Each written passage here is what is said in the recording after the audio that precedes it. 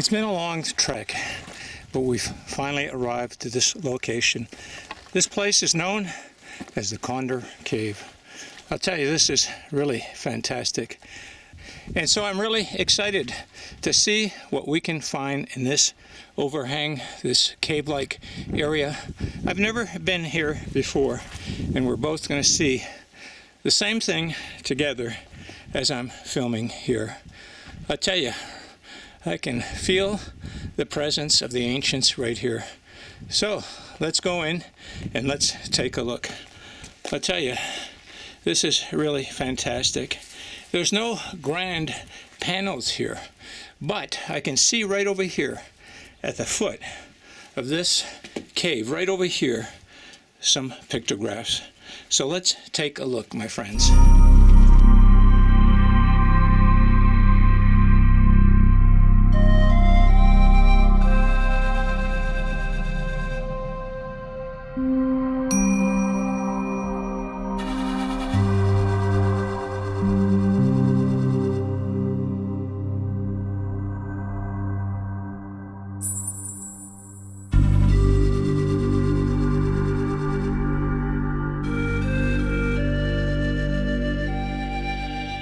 Well, luckily I have my zoom lens here, and I'm going to bring us in to these fabulous pictographs over here. Now, the interesting thing about the pictograph, right here on the right wing, so to speak, we can see what looks like a warrior, a man with a shield. But if you look below the man with the shield right here, let's follow him down right there, you can see a trail leading down under him right there. Do you see that? And so you can see that the wing has actually been painted over the bottom portion. Very interesting. And look at that. There you have it. That is the famous Chumash salamander, so to speak.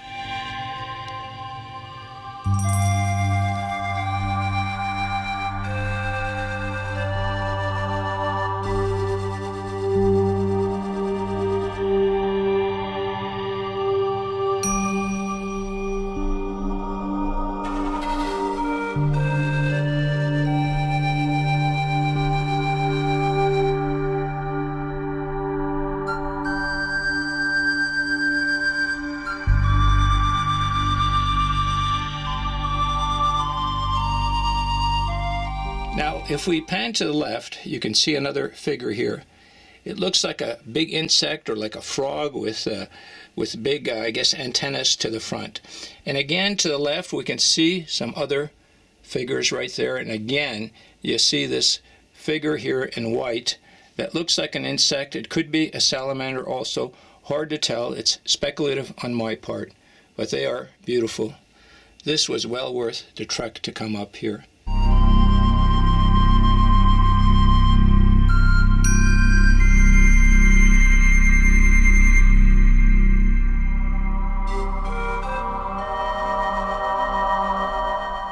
Now, to the right of this pictograph, we can see another figure right over here in white. Let me zoom in on that figure right here.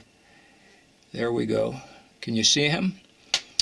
Again, this is another figure that has arms, and then you can look at the head, and the head looks like it has big ears. Could this be a bear? There are plenty of bears in this area. Hard to say, speculative on my part, but there you go. Take a look yourself.